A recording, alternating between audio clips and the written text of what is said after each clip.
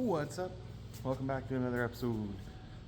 You got to check out what we're working on today. Thanks for watching. Hey, as you saw, that thing's pretty cool. 1951 Willys Areo Wing. Yeah, this is a not the base model. It's like middle of the road model. So. Pretty neat. Customer brought me this car. It is painted to the factory specs. People think it's weird. I like the baby blue, but I like the metallic maroon top. That is factory. Yeah, so let's get into it. And it's gonna be a walk around. There's gonna be no work today, but I'll just walk around and kind of show you these, since you get some really interesting cars in here. I've never messed with one of these before, but it's no different than any other car. So, thanks for watching. Yeah, so we'll just go ahead and go under the engine here, or under the hood. There's an engine. This is a straight six, and apparently they had a L head and a F head. And this is an F head, so this would be the more horsepower model. And half, so all the exhaust valves are in the block, like a flathead would be, and then all the intakes are in the head, so they oppose each other, which is kind of a neat design. There's probably a reason why they don't do that anymore, but it's kind of cool. I think that right there on the intake it says Hurricane, whatever that is. But yeah, it's a fairly original car. Has been repainted, restored, we'll say. It doesn't have, I mean, the tires and wheels and everything, factory. Hubcaps, I'm not 100% sure if that actually came on these or not, because he has full caps. But I like this look better. So, I can get the trunk here. And there's not much to it. I don't think this interior color is correct, but it looks cool. I like it. They put carpet in, and the owner was saying he knows all about all these cars. He said this should have had a rubber floor mat in it. Actually, 52. I said 51. This is 52. My apologies. But this thing is a very cool car. I really do like it. You can't beat the flathead. Choke pulled out.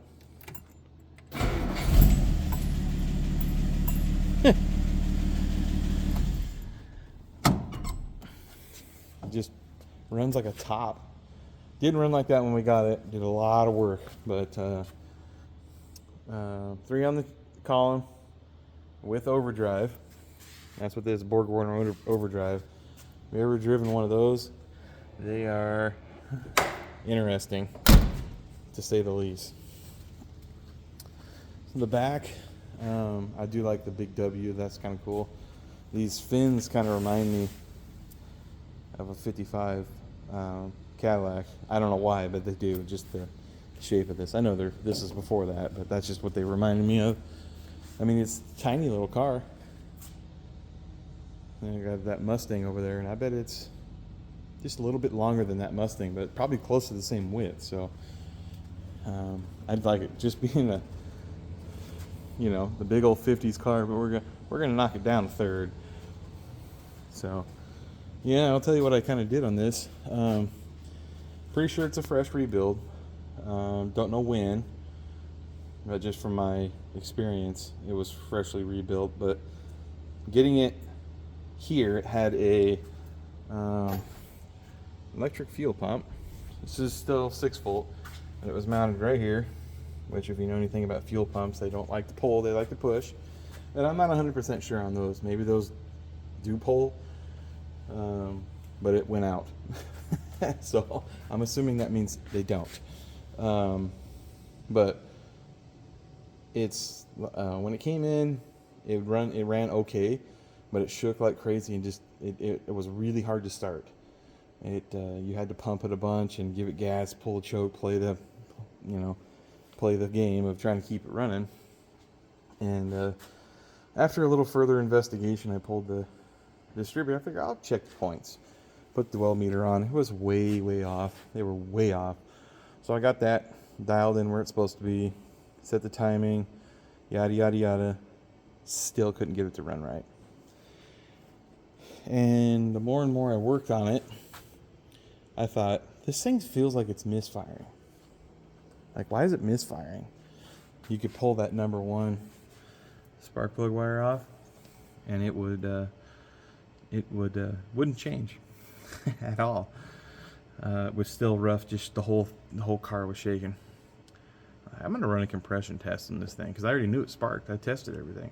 Everything sparked. I'm like, something's not right. Ran a compression test, 60 pounds. Well, that's not enough. It's supposed to be 110 minimum, or 115, one of the two. I can't remember. So, fresh rebuild, huh? So I went ahead and let's check the valve flash. Yeah, I had 0. You couldn't put a feeler gauge in it on the intake or the exhaust. So, needless to say, it was holding valves open when it got warm and when it was cold.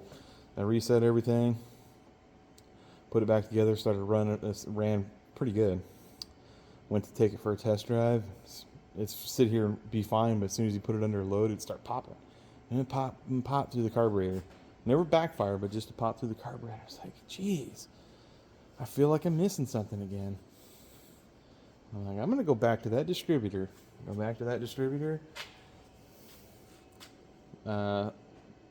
Try to pull a vacuum on the vacuum advance canister. It's got a hole in it. Oh, here, a little backstory on the distributor. On the timing when it first came in, it's supposed to be at 4. It was at 24 or 6. I can't remember. It was super high. And I should have been like a little key indicator of, well, they're trying to make it run so it doesn't pop. So they basically that's why it was so hard to start. Too much timing. Well, with the vacuum advance being shot, and I'd pulled the weights apart because they had put grease on them, and the grease hardened, and their weights wouldn't fling out. So you couldn't advance it, or you couldn't do anything. It was just static. It wouldn't. So that's the popping. Pulled it apart, cleaned it, put it back together, got it set, and it runs like you see. You just turn the key, fires right up. So this shows you that these things, there's not much to them to keep them going, but it just shows you can actually bypass something enough to sell it, which is, I believe what happened. I believe that it was put together the last percent. They just decided, screw it, let's just make this thing run and get it out of there. And so that's just what happened. Then after that, I test drove it around 4 or 5 times. Great, good power, pulls real strong, and just runs like a top. So I really like that. That's pretty cool. This is it's not going to be much of a video. Just a plain old Willys, you know.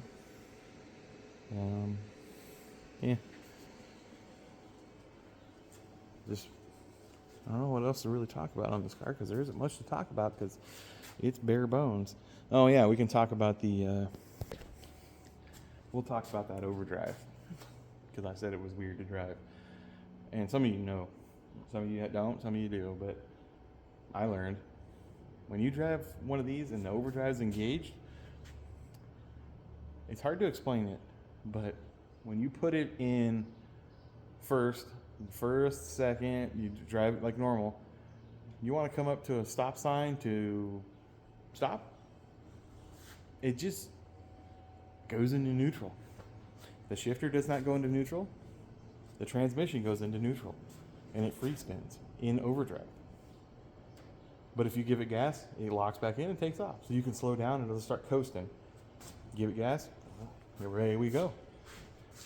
Weirdest feeling when you drive. I've driven a lot of manual transmissions. I'm used to engine braking. When the overdrive is engaged on this thing, no engine braking. None. So that took a little bit to get used to. But other than that, I mean, there's a reason why they don't make that anymore. You're coming up on a hill on the highway, you have to stop and take it out of overdrive so you can slow down, because you can't downshift. As soon as you let off the gas, it just freewheels. So you're coming down the hill, you're just riding the brakes all the way down. Might as well just turn the car off and coast at that point. It's, you know, everything's manual in this, so you could just coast it down the hill, save some fuel. Hey, that's where they were going, saving fuel. So yeah, anyway, there it is, a short one. The last one was long. The last couple have been long. I want to do a short little tiny one in here, just a little sneak peek. There's the Scoutage. That one's been pretty fun. I like that. And the Pepto-Bismol machine over there. I ain't even gonna go over that thing. Yeah, we're not going over that. So anyway, thanks for watching. Like, comment, subscribe, say something. What do you want to see? You want to see the Mustang? Oh yeah, we're still doing the Mustang. Thanks for watching, guys. Don't forget, love your neighbor like you love yourself. If we do more of that, this world will definitely be a better place. See you later.